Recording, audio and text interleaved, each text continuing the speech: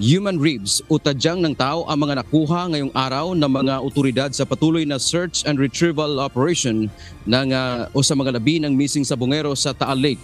In the area pointed to us by our sources that were also identified by Totoy, by alias Totoy. So may nahanap na tayo human remains ulit, this time in the specific area. In the quadrant, kasi ano yan dinivide by quadrant yan yung area. Sabi pa ng opisyal, ito ay positibong indikasyon na alam ni alias Totoy ang kanyang sinasabi. Idadaan din sa pagsusuri ng mga eksperto o forensic ang mga buto.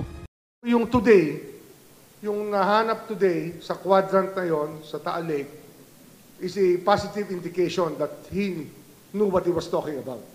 Kasi nga, andito na nahanap yung na-identify na. 4 na sako yun actually, 2 sakong buhangin na pampabigat, tsaka 2 sako na containing the remains.